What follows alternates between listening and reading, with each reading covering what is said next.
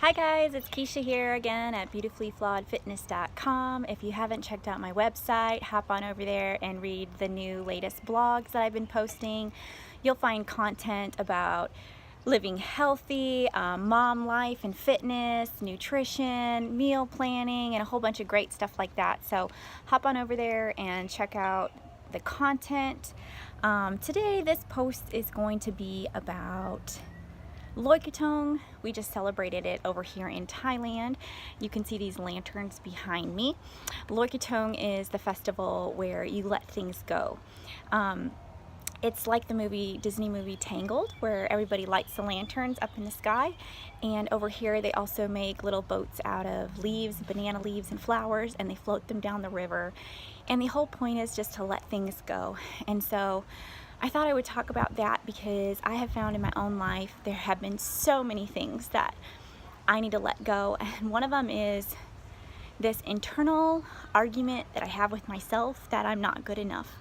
And maybe you can relate to me, or maybe you've experienced it yourself, but I find myself struggling with this from time to time through my entire life, and it's shown itself in ways of achieving for me, working harder, doing more, pushing myself into the ground, or burning out. I tend to go hardcore as much as I can, trying to make things happen, trying to will things to happen, only to find myself completely depleted and loss of motivation, loss of energy, and feeling deflated and like I'm not enough, and what I do is not good enough, and what I have to offer is pointless. And I find myself going back and forth with these thoughts internally, and it hasn't been until recently that I've really started to connect dots and see that I'm not a victim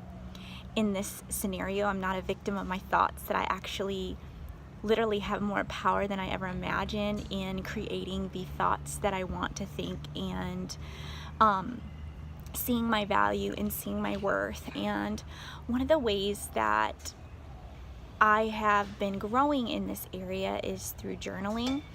And I journal every day, and sometimes it's an hour long and sometimes it's 5 minutes long. Most recently I've been trying to keep it to about a 15-minute journal, just so that I can be a little bit more efficient and effective with my time, because I have a lot of things that I want to do. And in my 15-minute journaling, I break my journal up into a few key sections. I write about my dreams, and it can be everything from what a day looks like, to where I want my business to go, to how I want my body to look, to what I want my family to, do together, or how I want my house to look. It could be anything. But I try to go into detail in one specific area, and then I talk about how I'll feel in that moment, right? Not how I feel now or how I think I feel, but how I'd feel if I was in that moment, if I had that, if I was living that.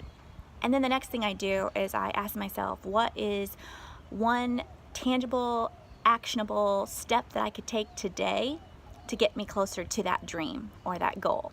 And it could be something as simple as, I want more connection with my husband, so today I'm gonna make him coffee before he wakes up, and that will make me feel a little bit more connected to my husband. Or it could be something like, I want to live in a place that feels really expensive and wealthy, and it has an indoor-outdoor vibe to it, and it's on the water. And so I will do my work that day at a place like this that's on the water and it's outside, so that I feel like I'm living closer, one step closer to my dream life. So as you can see, it can look many different ways, but the most important thing is that you feel like you're one step closer, right? And so that's the next thing I do. Then I write my list of the things that I want to accomplish for that day. And after I do that, then I write how I want to feel when I'm doing it. So this is really key and really important for me. emotions and feelings can really propel you towards your dreams. If you feel like crap, or you feel unmotivated, or you feel tired, or you feel sluggish, or you hate how you look, or you hate your life, or you hate your relationship, or your kids are driving you up the wall, you're not going to have the energy that you need to go after your dreams. So for me, getting my energy up internally is really important. So that has a lot to do with your feelings. So writing out how I'm going to feel when I do my work or when I go after my dreams is really important, or when I go after my to-do list, because how many of you know, I'm in the same boat, that a lot of times life can feel like a grind, you know, like you're busy, you're rushed, you're demanding your kids to get their socks on, and of course they've lost their left shoe, and you spend 30 minutes looking for it, and then you're out the door late, and then you spill your coffee on your way to work, and then, you know, the whole day is just messed up.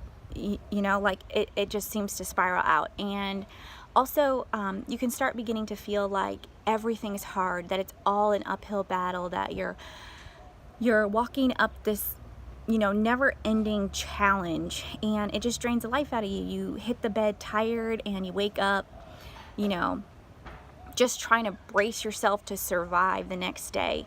Like, I've been there, and I have my days like that, believe me. But I have been finding that journaling how I want to feel in my day gives me power, because I can choose to say, like, I'm gonna get these things done effortlessly. It's not gonna feel like hard work. It's gonna feel smooth. Like, my day's gonna go peacefully. I'm gonna be calm. I'm gonna feel accomplished.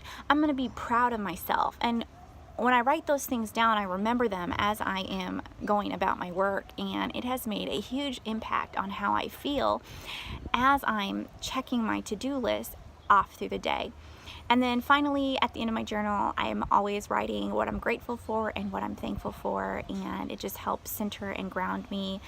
And journaling has really helped me navigate the internal dialogue that I have of not being enough, because my journaling is so action-based.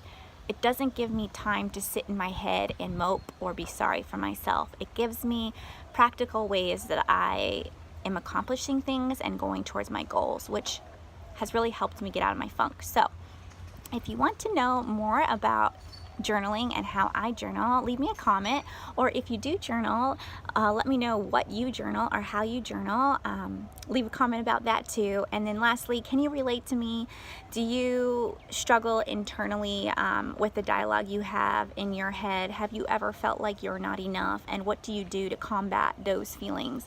I'd love to hear, and I'd love to know. So again, leave me a comment, hit the subscribe button so you can stay up to date on these videos. And just a lovely reminder, let it go, right? Like all the Disney films, but as we just celebrated Loy Krathong, where we let the lanterns up in the sky and the boats down the river, just let it go. Let those negative thoughts drift away. Let that feeling of not being enough and life's a grind and just surviving every day, let them go so that you can live out your dreams and be the best version of you.